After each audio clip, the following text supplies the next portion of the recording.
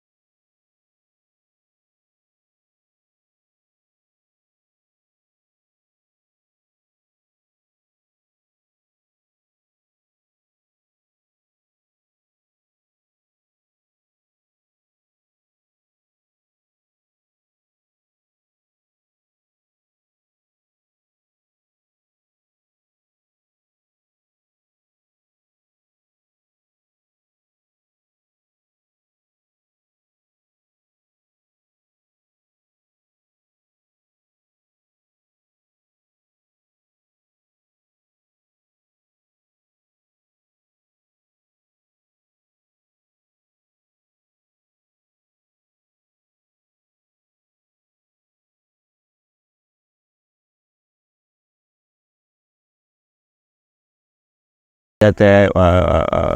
हड्डियों में, जो जोड़ है उसकी हड्डियों में, और साथ ही जो है वो कंधे की मूवमेंट जो है वो रिस्ट्रिक्ट हो जाती हैं। बंदा कंधे को पूरी तरह से मूव नहीं कर सकता, ना हाथ ऊपर उठा सकता है, ना पीछे लेके जा सकता है। मुख्तलिफ जो काम है वो हाथ से करना मुश्किल हो जाता है। और एक और सिम्टम बड़ा ज़्यादा जो तंग करता है पेशेंट्स को, फ्रोज़न शोल्डर के पेशेंट को, वो ये होता है कि रात को उसको नींद नहीं आती, और वो जब भी किसी भी करवट सोता है तो उसको पेन होता है, फिर उसको करवट चेंज करनी पड़ती है, सीधा लेटना पड़ता है, और बाज़ औक़ात लोगों को सीधा नींद भी नहीं आती। एक और चीज़ जो कि फ्रोज़न शोल्डर के पेशेंट में बहुत ज़्यादा कॉमन है वो होती है डिप्रेशन। यानी शुगर भी नॉर्मल है या सब चीज़ें जो हैं वो आपकी लाइफ की सही जा रही हैं, और कोई फाइनेंशियल या कोई और ऐसी परेशानी नहीं भी है, तब भी अगर आपको फ्रोज़न शोल्डर हो गया है तो तब उस इंसान को जो है वो डिप्रेशन ऑटोमेटिकली हो जाता है। वो डिप्रेशन कोई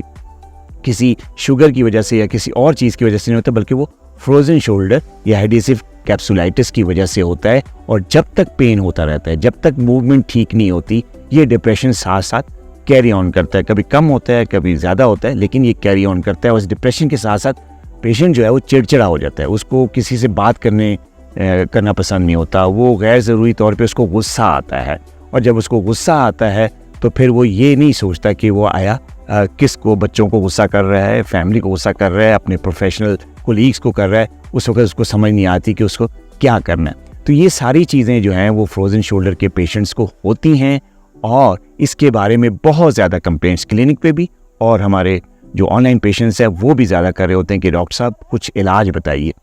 तो इलाज की तो बात मैं वक्तन फ़वक्तन करता रहता हूँ, उस पर हम लाइव प्रोग्राम्स में भी बात करते हैं, वीडियोस भी बनाते हैं। आज हम बात करेंगे, एक बहुत ही इंपॉर्टेंट सवाल है कि ये जो फ्रोज़न शोल्डर है ये आया अगर एक दफ़ा हो जाए तो क्या दूसरी दफ़ा हो सकता है। कुछ लोग कहते हैं कि जी एक मिथ है कि अगर एक दफ़ा फ्रोज़न शोल्डर हो जाए, जैसे कोई इन्फेक्शियस डिजीज़ हो जाए, कोरोना हो जाए, कोई फ्लू हो जाए, कोई इन्फ्लुएंजा हो जाए, तो अगर एक दफ़ा हो जाए तो वो दूसरी दफ़ा नहीं हो सकता, क्योंकि बॉडी में इम्यूनिटी आ जाती है, क़ुव्वत मुदाफ़त जो है वो उसके ख़िलाफ़ जो है वो स्ट्रॉन्ग हो जाती है।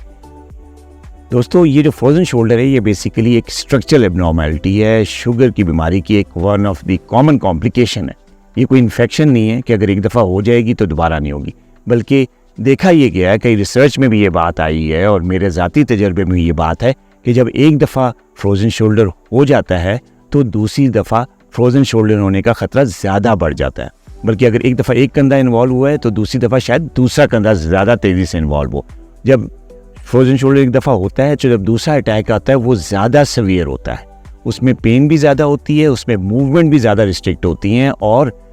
उसमें जो ये डिप्रेशन है और नींद की कमी है, चिड़चिड़ापन है, ये भी ज़्यादा आता है। लेकिन एक चीज़ है जो कि अगर दूसरा अटैक हो तो पहले अटैक से ज़रा मुख्तलिफ होती है, वो ये होती है कि पेशेंट जो है वो अवेयर होता है, वो एजिटेट होता है, वो पहले से जो है वो इस बीमारी को फेस कर चुका होता है, इलाज करवा चुका होता है, मौलिज ने उसे मशवरे दे चुके होते हैं, इलाज बता चुका होते हैं मौलिज, तो वो ज़रा इस तजर्बे के पेश नज़र साइन एंड सिम्टम्स को ज़रा पहले देख लेता है, उसके मुताबिक वो एक्सरसाइज जो है पहले शुरू कर देता है, फिजियोथेरेपी जो है वो पहले शुरू कर देता है। तो इसकी वजह से हो सकता है कि उसको जो है वो दूसरा अटैक कम हो। लेकिन इसका ये मतलब नहीं है कि जब फ्रोजन शोल्डर पहला अटैक आता है तो दूसरा अटैक होता नहीं है या बड़ा कमज़ोर, ऐसा नहीं है, होता ज़रूर है, लेकिन पेशेंट क्योंकि एजुकेट हो चुका होता है, इलाज करवा चुका होता है, तो लिहाजा दूसरे अटैक को वो भरपूर तरीके से फाइट करता है। जैसे कहते हैं ना कि दूध का जला छाछ को भी फूंक फूंक कर पीता है, तो जो एक दफ़ा फ्रोजन शोल्डर का पेशेंट होता है